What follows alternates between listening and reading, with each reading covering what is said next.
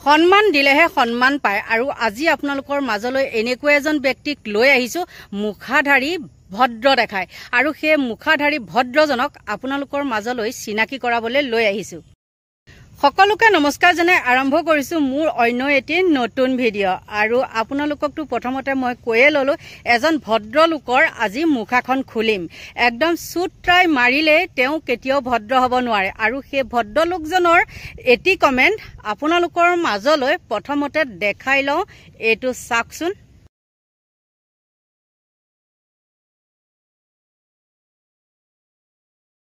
আপোনালোকে নিশ্চয় সেই কমেন্টটো দেখিলে। কমেন্টটো দেখাৰ পিছত আপোনালোকক এতিয়া মইতো তেওঁ গোটেই সম্পূৰ্ণ ঠিকনা দিব লাগিব নহয় জানো? অখিল গগৈও দিব লাগিব আৰু তেওঁ দিব লাগিব, কাৰণ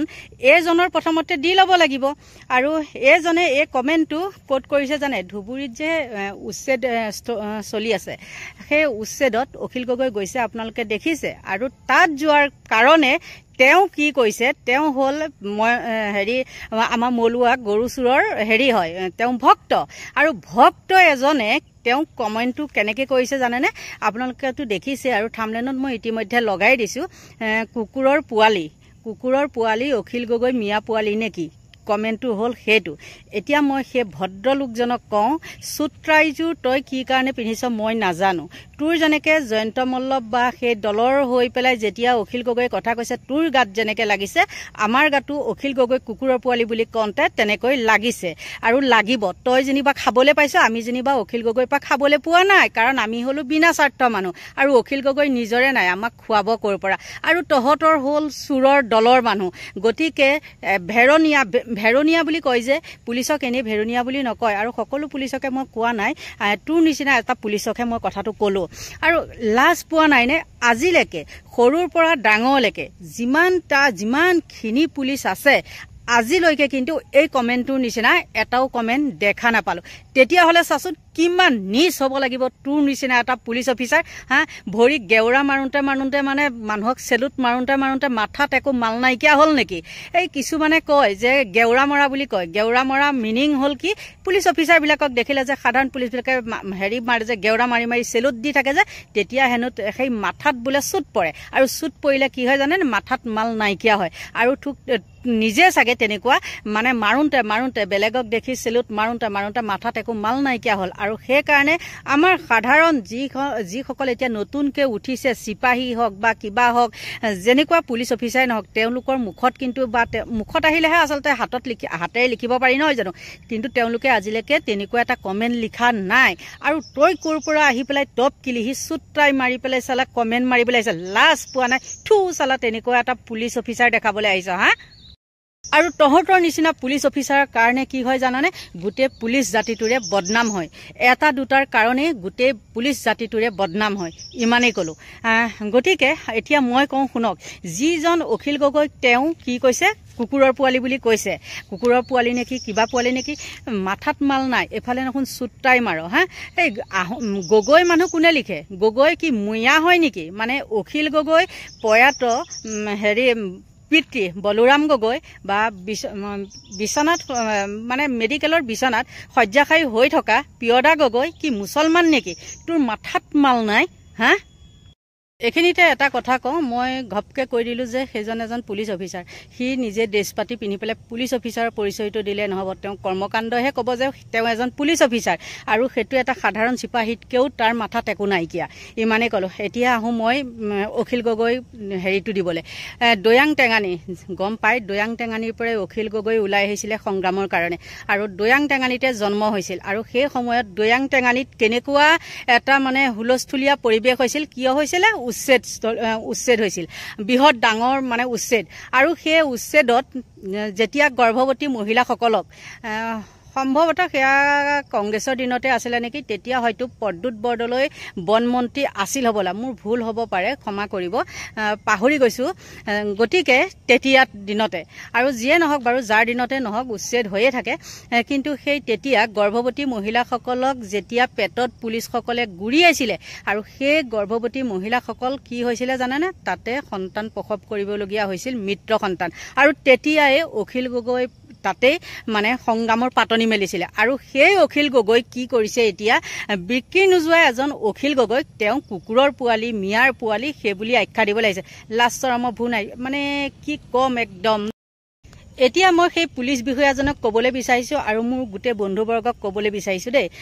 আপোনালোকে বহুতে কিছুমানে অখিল গগৈ সেইখিনি জেগাত উচ্ছেদ চলোৱা ঠাইত যোৱাৰ কাৰণে বেয়া পাইছে আৰু বেয়া পোৱাৰ কাৰণে অখিল গগৈক নানানটা কটু কথা মানে শুনাইছে কিন্তু আমাৰ যেতিয়া লখিমপুৰত আমাৰ খিলঞ্জীয়া মানুহখিনিক উচ্ছেদ চলাইছিলে তেতিয়া আপোনালোকে তাত মাত মাতিছিলে নে তাত নাই মতা কিয় মাতিব নহয় জানো কিয় মাতিব একোটো কৰিব নোৱাৰে গতিকে মাত মাতিব কিয় আৰু এতিয়া যেতিয়া মুছলমানখিনি মানে ঘৰ ভাঙিছে তেতিয়াই একদম লাগি গৈছে এইটো মিয়া হেৰো তহঁতে অন্ধভক্তসকল যদি সেইখিনি তেনেকে মানে হেৰিকে বহিছিলে মানে কি বুলি কয় বেদখলকাৰী হৈছিলে তেন্তে হলে তাত ৰাস্তা ঘাট স্কুল লাইট এইবিলাক কিয় দিছিলে বা লেট্ৰিন বা চৰকাৰী ঘৰ দুৱাৰ এইবিলাক কিয় দিছিলে সেইখিনি তহঁতৰ কি দেখা নাপাইছিলি সেইবিলাকৰ তেতিয়াহ'লে সেইখিনি টকা পইচা খৰচ কৰি তহঁতে ৰাস্তা ঘাট কাৰেণ্ট এইবিলাক কিয় দিবলগীয়া হ'ল যদি সেইখিনি বেদখলেই হয় সেইখিনি চৰকাৰী মাটিয়ে হয় তেন্তে হ'লে তাত বহিবলৈ দিছিলি কিয় আৰু সেই অখিল গগৈ সেই শয্যাশায়ী মাতৃগৰাকী বা তেওঁ প্ৰয়াত পিতৃ সেইবিলাক যে বেয়া ভাষা দি পেলাই যে তেনেকৈ কৈছ কুকুৰৰ পোৱালি বুলি কাক কয় যোন কুকুৰৰ পোৱালি সেয়েহে কয় ন কুকুৰে জন্ম দিলেহে কুকুৰৰ পোৱালি তোক তেতিয়াহ'লে জন্ম দিছে নেকি তইতো কুকুৰৰ পোৱালি বুলি লিখিছ কাৰণ কুকুৰৰ পোৱালি মুখতহে এনেকুৱা শব্দ আহে আৰু মুখত আহিলেহে হাতেৰে লিখিবলৈ আহে আৰু খুব দালালগিৰি কথা কিছুমান এখন কৈ থাকা অন্ধভক্তসকলকো কৈছোঁ এইখিনিতে মই আপোনালোকে প্ৰমাণ দিয়কচোন খুব কয় এই হিমন্তৰ লগত তেনেকুৱা ঠিকে আছে মানি লৈছোঁ আমি আছে কিন্তু আপোনালোকে প্ৰমাণ দিয়ক বা হিমন্ত মামাই প্ৰমাণ দিয়ক বোলে অখিলে মোৰ পৰা ইমান টকা লৈছে এয়া চাওক ৰাজহুৱা কৰক কিয় নকৰে দম আছে দমটো নাই কিন্তু এটা কথা মুখ্যমন্ত্ৰী যেতিয়া তেওঁৰ পৰা কাম আদায় কৰিব লাগিবই আৰু যিহেতু তেওঁ শিৱসাগৰৰ সন্মানীয় বিধায়ক তেওঁ জেলত থাকোঁতে শিৱসাগৰৰ মানুহখিনিয়ে তেওঁক জিকাইছিলে গতিকে তেওঁ যিকোনো প্ৰকাৰে সেই শিৱসাগৰখনৰ উন্নতিৰ কথা চিন্তা কৰিব নে ধ্বংস হোৱাৰ কথা চিন্তা কৰিব এতিয়া ভক্তসকলক এটা মই প্ৰশ্ন কৰোঁ আপোনালোকে সকলোৱে গম পাইছে এইকেইদিন যেনেকুৱা বৃহৎ উচ্ছেদ চলি আছে আৰু সেই উচ্ছেদৰ সময়ত বা উচ্ছেদৰ আগৰ পৰাই যেতিয়াৰ পৰা গৰু চোৰৰ এইবিলাক গেংটো ওলাইছে তেতিয়াৰ পৰাই এটা কথা মন কৰিছেনে গৰু মাংস য'ত ত'ত ওলাইছে গাহৰি মাংস ওলাইছে সিদিনাখন পাঞ্জাবাৰীত হয়নে নহয় কিন্তু যেতিয়া সিফালে হুলস্থুলটো লাগি গ'ল ধুবুৰীত তেতিয়া কি হৈ গ'ল এজন তাৰে মানে বাসিন্দা বুলি ক'বলৈ বিচাৰিছে কিন্তু তাৰ নহয় ফুটপুছত গম পোৱা গ'ল সেইজন হ'ল জলেশ্বৰ ক'ত আৰু ধুবুৰী ক'ত তাৰ পৰা আহি পেলাই কি কৰিলে সেই মানুহজনে ইয়াত আহি পেলাই মানে হেৰি মন্দিৰ ভাঙিলেহি নহয় জানো আৰু অসমীয়া মন্দিৰ ভাঙি দিলে আৰু সেইফালে হুলস্থুলটো লাগি থাকোঁতে কি হ'ল পাঞ্জাবাৰী চুৰটো ধৰা পৰি গ'ল বাপৰে কিমান বৃহৎ সাফল্য চাওকচোন আৰু এইখন যে নাটক আপোনালোকে কোনোবা মানুহক মূৰ্খ মানুহ এটাকো যদি এইখন বাতৰি যিমানে চিঞৰি নকক কিয় এইখন যে এখন নাটক সকলোৱে গম পাই গ'ল আৰু সেই পাঞ্জাবাৰী কি হ'ল সেই কাহিনীটো কি হ'ল কিবা বোলে প্ৰেমৰ কাহিনী লাজ পোৱা নাই আৰু যিটো মুখাখন ইয়াত থোপৰাটো ওলাই আছে আপোনালোকৰ মাজলৈ বাৰু মই লগাই দিম নিউজটো সেই থোপৰাটো তেওঁ নিজে লাজ পোৱা নাই নে কেইটকামান চাগে পাইছে পাই লৈ পেলাই আৰু কৈ দিলে বোলে মোৰ সন্মান যি হয় হওক মুঠতে মই টকা কেইটামান পাইছোঁতো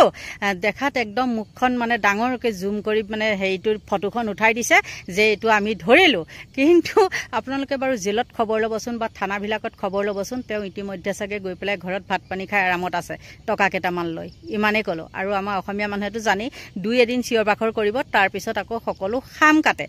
গতিকে সেই ভক্তসকলক কৈছোঁ এই নাটকখন তহঁতে কিমান দিননো চলাই থাকিবি ভগৱান আছে নহয় টকাৰ বলত গাৰ বলত মুখৰ লেকামবিহীনভাৱে কথাখিনি ক'ব পাৰিবি তাৰ বাদে জানো সৎ সাহসেৰে কিবা এটা কথা দাঙি ধৰিব পাৰিবি এতিয়া তাত ধুবুৰীত একদম উচ্ছেদ চলিছে খুব ভাল হৈছে ৰঙিয়াত যে শ বিঘা মাটি বা জলাশয়তো যে শ বিঘা মাটি যে দখলকৃত বুলিয়ে ক'ব লাগিব সেইটো এটা ডাঙৰ বৃহৎ ৰাস্তা নি পেলাই একদম পাৰ্কিং চাৰ্কিং চব ফালে যেতিয়া বনাইছে সেয়া কি দখলকাৰী নহয় নেকি সেইটো ব্যক্তিগতৰ হেৰি নহয় নেকি ৰাস্তা নহয় নেকি যদি ব্যক্তিগত ৰাস্তা নহয় তেন্তে হ'লে সেই ৰাস্তাটোৰ নাম কি কাৰণে কৈলাশ ভৱনলৈ যোৱা সেইটো কিবা বুন্দাজান কিবাজান এইবিলাক কৰি পেলাই তেওঁলোকে নামটো তাত ৰাখিছে মানে সকলোৱে জানে সেইটো মলুৱাৰ ঘৰলৈ যোৱা বা চুৰৰ দলৰ কি বুলি ক'ম মেইন ডকাইতৰ ঘৰলৈ যোৱা ৰাস্তা সিমানেই ক'লোঁ আৰু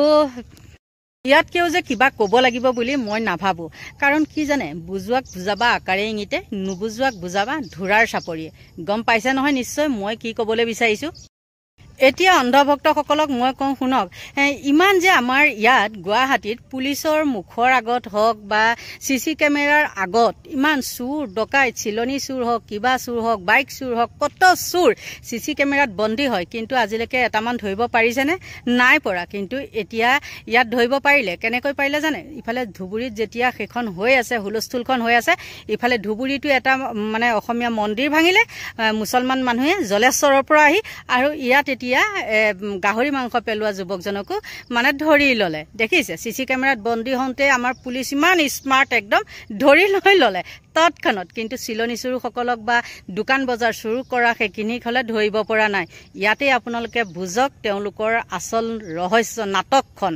কিমান সুন্দৰ নাটক কৰি আছে আৰু তেওঁলোকে ভাবিছে কি এই নাটকখন আমাৰ মানে জনতাই একদম সুন্দৰভাৱে উপভোগ কৰি আছে হয়ও সুন্দৰভাৱে উপভোগ কৰি আছে চকু মুদি কিন্তু এতিয়া তেওঁলোকৰ চকু খোল খাইছে আৰু আপোনালোকৰ মাজলে সেই প্ৰেমত বলিয়া হৈ পেলাই বোলে কিবা এটা কয় নহয় কোন কেতিয়াই পয়েক মইল ঢেকি দিওঁতে মনত পৰিল সি ঠিক তেনেকুৱা তেওঁ প্ৰেমৰ কাৰণে সেই মছজিদত মানে হেৰি কৰিছিলে গাহৰি মাংস পেলাইছিলে এইখন চাই লওকচোন গাহৰিৰ মাংস আৰু পাঞ্জাবাৰীস্থিত পুৰণ বস্তিৰ এটা ঈদগাহ মছজিদত গাহৰিৰ মাংস পেলোৱাৰ কথা স্বীকাৰ কৰিছে মৃদু পৱনে প্ৰেমৰ প্ৰস্তাৱ নাকচ কৰাৰ বাবে এই কাণ্ড সংঘটিত কৰিছিল মৃদু পৱনে আৰু গাহৰি মাংসৰ টোপোলাৰ ওপৰত লিখি দিছিল যুৱতীগৰাকীৰ নাম যুৱতীগৰাকীৰ ওপৰত প্ৰতিশোধ ল'বলৈ চিঠিখনত উল্লেখ কৰিছিল নাম সাম্প্ৰদায়িক বিষবাষ্প বিয়পাবলৈ এই কাণ্ড কৰা নাই বুলিও মন্তব্য প্ৰকাশ কৰিলে মৃদু পৱন পাঠকে যুৱতীগৰাকীৰ ভাষ্যৰ ভিত্তিতে ইতিমধ্যে মৃদু পৱনক গ্ৰেপ্তাৰ কৰিছে দিছপুৰ আৰক্ষীয়ে গ্ৰেপ্তাৰ কৰি ঘটনা সন্দৰ্ভত তদন্ত প্ৰক্ৰিয়া অব্যাহত ৰাখিছে বাৰে বাৰে প্ৰেমৰ প্ৰস্তাৱ দি হাৰাশাস্তি কৰিছিল যুৱতীগৰাকীক আৰু যুৱতীগৰাকীয়ে বিষয়টোক লৈ এজাহাৰ দাখিল কৰিছিল দিছপুৰত বিষয়টোক লৈ মছজিদ কৰ্তৃপক্ষই ইতিমধ্যে প্ৰতিক্ৰিয়া প্ৰকাশ কৰিছে এই মুহূৰ্তত টাইমিটৰ দৰ্শকসকলক দিছপুৰ আৰক্ষীয়ে জেৰা চলাই থকা আৰু দিছপুৰ আৰক্ষীয়ে স্বাস্থ্য পৰীক্ষাৰ বাবে লৈ অহা মৃদু পৱন পাঠকক দেখুৱাই আছো এইটো মৃদু পৱন পাঠকেই সংঘটিত কৰিছিল ভয়ংকৰ কাণ্ড যিটো মৃদু পৱন পাঠকে মহৰমৰ দিনটোত এটা মছজিদত ভয়ংকৰ কাণ্ড সংঘটিত কৰিছিল নিশাৰ ভাগত স্কুটিৰে আহি এটা টোপোলা পেলাই থৈ গ'ল মছজিদৰ চৌহদলৈ দলি মাৰি দিয়া টোপোলাটোত আছিল গাহৰি মাংস আৰু গাহৰি মাংসৰ টোপোলা মছজিদলৈ পেলাই এতিয়া টোপোলাটোৰ ওপৰত এগৰাকী যুৱতীৰ নাম ঠিকনা সমান্তৰালকৈ ফোন নম্বৰ লিখি এইটো মৃদু পৱনে সংঘটিত কৰিছিল ভয়ংকৰ কাণ্ড যুৱতীগৰাকীয়ে মৃদু পৱনৰ প্ৰেমৰ প্ৰস্তাৱ নাকচ কৰাৰ বাবে এই কাণ্ড সংঘটিত কৰি যুৱতীগৰাকীক এক প্ৰকাৰ বদনামী কৰাৰ পৰিকল্পনা ৰচিছিল আৰু তেনে পৰিপ্ৰেক্ষিতত এতিয়া মৃদু পৱনক আৰক্ষীয়ে গ্ৰেপ্তাৰ কৰিছে আৰু সমান্তৰালকৈ দেখিবলৈ পোৱা গৈছে বিষয়টোক লৈ মছজিদ কৰ্তৃপক্ষই প্ৰতিক্ৰিয়া ব্যক্ত কৰা পৰিলক্ষিত হৈছে কেৱল আৰু কেৱল প্ৰেম প্ৰত্যাখ্যান কৰাৰ বাবে প্ৰেমৰ প্ৰস্তাৱ যুৱতীগৰাকীয়ে নাকচ কৰাৰ বাবে এই কাণ্ডৰ আশ্ৰয় ল'বলগীয়া হ'ল বুলি মৃদু পৱনে এক প্ৰকাৰ দিছে অকপট স্বীকাৰোক্তি আৰু তাৰ মাজতে দেখিবলৈ পোৱা গৈছে মছজিদ কৰ্তৃপক্ষৰ সন্মুখত এই কথা স্বীকাৰ কৰিছে মৃদু পৱনে আৰু মৃদু পৱনে এই কথা স্বীকাৰ কৰি উল্লেখ কৰিছে যে সাম্প্ৰদায়িক বিষবাষ্প বিয়পাবৰ বাবে তেওঁ এই কাণ্ড কৰা নাছিল কেৱল আৰু কেৱল যুৱতীগৰাকীৰ প্ৰতি এক প্ৰকাৰ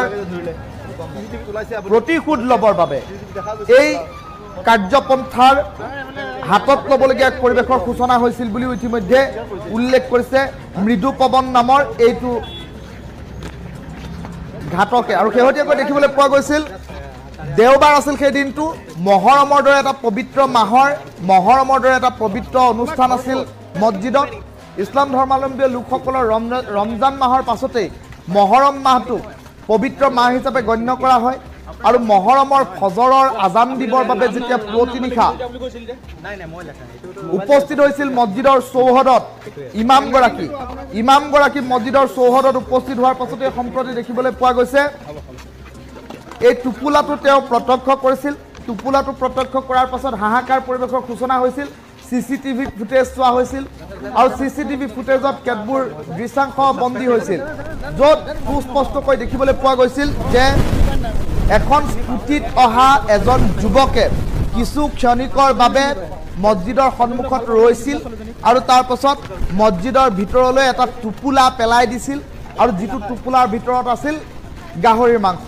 আৰু টোপোলাটোৰ ওপৰত এখন কাগজেৰে সুস্পষ্টকৈ লিখা হৈছিল এগৰাকী যুৱতীৰ নাম আন কেতবোৰ আপত্তিজনক কথা আৰু সমান্তৰালকৈ যুৱতীগৰাকীৰ ফোন নম্বৰটো সন্নিৱিষ্ট কৰিছিল আৰু তাৰ পাছত দেখিবলৈ পোৱা গ'ল সমগ্ৰ বিষয়টোক লৈ তদন্ত প্ৰক্ৰিয়া চলিল ক্ষিপ্ৰতাৰে দিছপুৰ আৰক্ষীয়ে অভিযান চলালে আৰু দিছপুৰ আৰক্ষীৰ ধাৰাবাহিক অভিযানৰ অন্তত আজিৰ দিনটোত গ্ৰেপ্তাৰ হ'ল মৃদু পৱন পাঠক নামৰ এইটো